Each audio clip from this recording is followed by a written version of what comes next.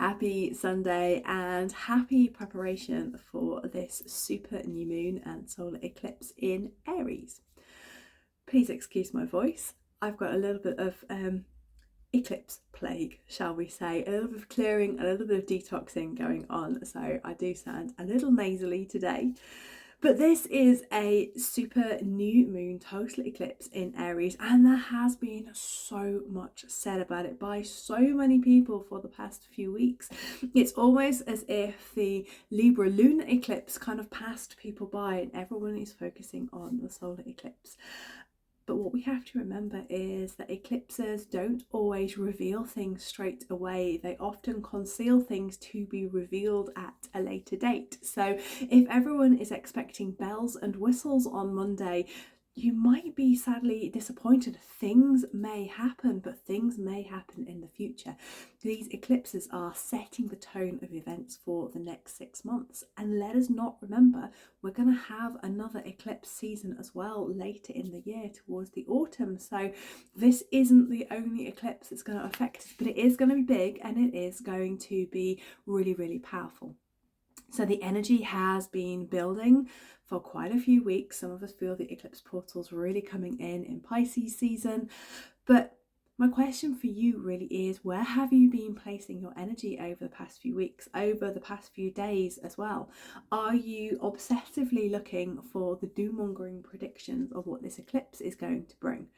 Are you looking externally for all the answers at the moment? Are you deciding and consciously activating to really align and embody with the highest expression of the moon in Aries, which is that go-getter moon? She is full of fire, full of passion.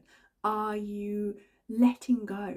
Are you trusting the divine plan? Are you trusting God, Goddess for me, that everything is going to move and magically change places, swap timelines, maybe give you a kick onto the correct timeline? Are you trusting that process, or are you desperately fighting that process? Lots of things to think about. This is a moon, not just a new moon, it's a moon of reflection. So I'm recording this in dark moon. This for me is a time of deep inner healing, deep inner work, really facing the shadow and really shedding the skins of all that has been. And how am I going to move through into this astrological year, which started at the start of Aries season, but this new moon kind of really brings things to a head. It really gives us an extra boost to restart things. Who are you becoming? Who is the person that you want to be when it comes to the next eclipse season? Are you ready for wildcard energy? Are you going to embrace it? Are you going to flow with it? Or are you shutting the door and just expecting everything to be really bad on Monday when this eclipse comes around? So Aries energy, she is quite warlike. She's a real initiatrix. She is fearless. And she's really encouraging us at this new moon to step into our power, to step into our true sovereignty. So really think, where are you doing that in your life at the moment? And maybe on reflection, where do you need to do that more? So not only that, at this new moon, we've also got Mercury in retrograde. So Mercury went into retrograde last Monday on the midpoint between the two eclipses. Mercury is shape-shifting. She is the one who can change timelines. If you're looking at the moment to follow linear time, I'm going to say to you, actually, you've got to let go. You've got to really let time become circular. You've got to flow with it. You've got to let Mercury do her work. And she's often showing us, when she's in the fire sign of Aries, of where are we holding ourselves back? Where are we holding ourselves back from sharing our truth? What is it that holds us back? Is it fear? Is it judgment?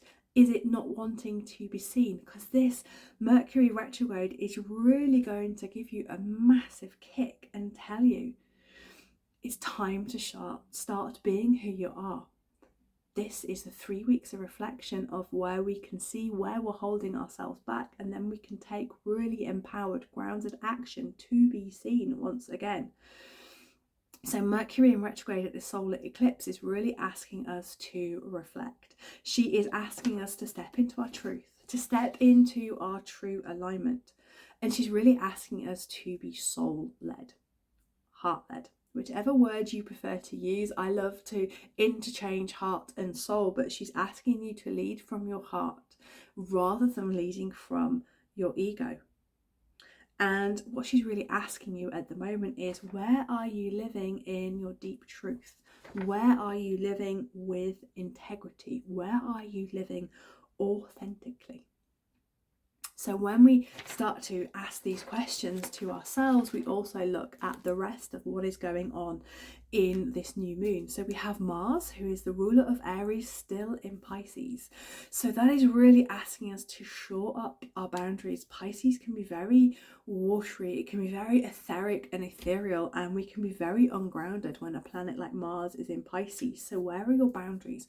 Really shoring up those boundaries. Saturn and Neptune are still in Pisces as well, and Saturn in Pisces again is asking us to build strong foundations for the future. If you are birthing a new earth community, if you are a new earth leader, if you are really going all guns blazing for ascension, where do you need some boundaries? But also, where are you going to apply the Saturnian discipline to continue working on those foundations, to apply the discipline to reap the rewards in the future? The other interesting aspect for this new moon is Chiron is conjunct the moon. Chiron will be conjunct the Sol, our sun, and also the North Node. So I want to really focus on Chiron and Chiron and the North Node. So the North Node in Aries is all about what we desire.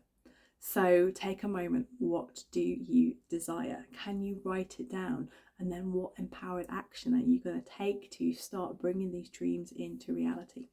But Chiron in Aries is all about our wounds. So Chiron is also known as the wounded healer, but she is also the place and the goddess where we can change and alchemize our greatest wounds into the brightest nuggets of gold, where we can use these to transform alchemically for our personal, but also how we project outwards as well. From our greatest wounds come our greatest gold. So Chiron in Aries is all about wounds of identity. It's all about being your true authentic self. It's all about claiming your desires. It's all about really standing up for what you truly believe in as well. And sometimes, if you have a Chiron in Aries placement, you might find that your physical body reflects a lot of inner pain, a lot of inner emotion, and you might find that you flare up. Now, the interesting thing for me, just sharing, is my natal Mercury is conjunct Sol, is conjunct Chiron and the North Node, all at this new moon. Where am I not being authentic? Where am I feeling physical pain within my body? I'm going through a massive detox at the moment to making sure that I am really standing in my truth and I am really calling in my desires. And to do that on this ascension process for me is going to mean having a massive detox. So that's how it's affecting me physically. For some of you, you might find, particularly with the eclipse energies, you've had a lot of headaches, a lot of things going on, poor sleep at the moment. But there's also a paradox in this. So not only is she asking you to stand in your authenticity, she's standing and asking you to stand in your truth. She is also saying that sometimes with this placement, paradoxically, you need to be vulnerable. So for some of us, actually, we need to turn. We need to just look inside and reflect. Where do we need to be a little bit more vulnerable at this new moon? Where do we need to trust and lean into others to really hold us? Where does your authentic voice need to be softened to show your vulnerability? And for many of us, we don't like to show our vulnerability, but the way we're going to move forward on this ascension pathway is by being vulnerable, speaking our truth, speaking everything that is on our heart, and not just slapping a sticking plaster over it and pretending that we're okay. So there's a lot going on at this new moon, and there's a solar eclipse as well, so that's always going to bring in that wild card energy. What I want to say to you is, however, really watch your energy over the next few days. Are you focused on doom mongering?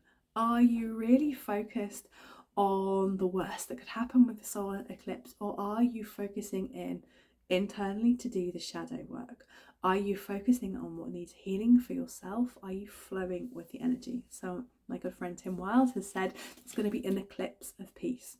So where can you find the peace in your heart, internally, beaming it out externally, rather than looking externally for answers over the next few days?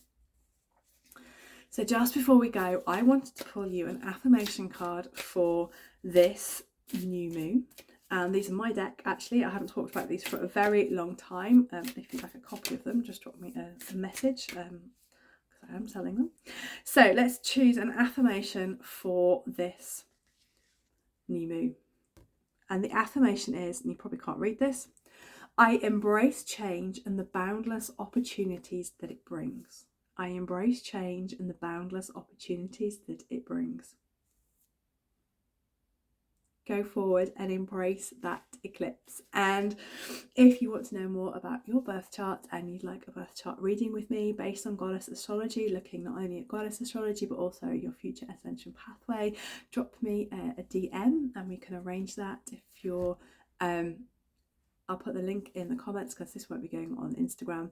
So sending you so much love. I hope you ride this eclipse season. Stay in your heart, stand in your truth, and don't look to the external factors. Keep within your own lane. Do your own hard work. So much love. Take care.